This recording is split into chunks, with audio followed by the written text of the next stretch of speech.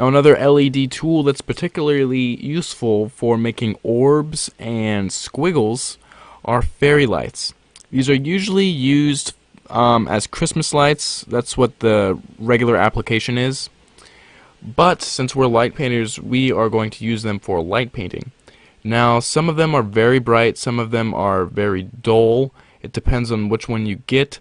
And when you get it, you might notice that the cord that's coming from the battery pack to the lights, it might kind of lose the connection after a while if you tug on it and you pull on it too much.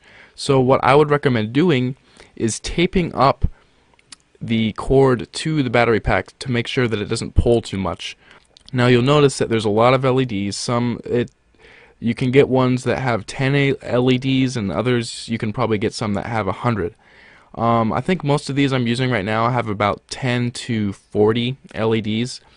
All of these are different actually. The one that I'm holding right now is unmodified. The fairy lights are just on the cord and that's it. They're on throughout the entire cord. However, this one, I extended the wire with speaker wire, and I taped up the ends with electrical tape.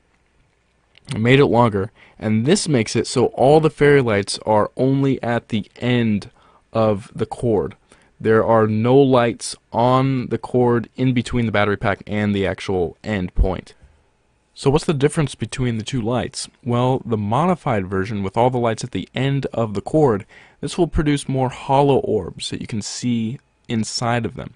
The unmodified version with the fairy lights going throughout the cord is going to produce orbs that have more lines inside of them. Now another thing that you can do is get some colored LED keychain lights. I got these at superbrightleds.com. and I put them all in one single keychain. I locked all of them on, and I'm just going to take one keychain here and then attach it to the end of the fairy light cord. Now instead of getting tons of LEDs with one color, I have a few LEDs that are multicolored. So that will produce an orb that looks like this. And just in case you're curious of how I froze myself in midair, I had a remote control in my hand that triggered an external flash to flash on me when I pushed the button. Now, finally, how to make an orb. What type of movement do you need to make? Well, it's good to grab a quarter or some sort of object and then place it on the ground. Next, you're going to want to grab your fairy lights and start spinning them above the quarter. Make sure your hand, which is the pivot point that is holding the fairy lights, is above the quarter, and that the fairy lights are passing the quarter every time it spins around. After you got that going, next you're going to want to orbit your body around the quarter in a circle. Keep spinning it and make sure it passes the quarter every single time right on top, and try to keep your hand directly above the quarter as well. Now you only need to orbit your body around the quarter for 180 degrees, and then you can stop.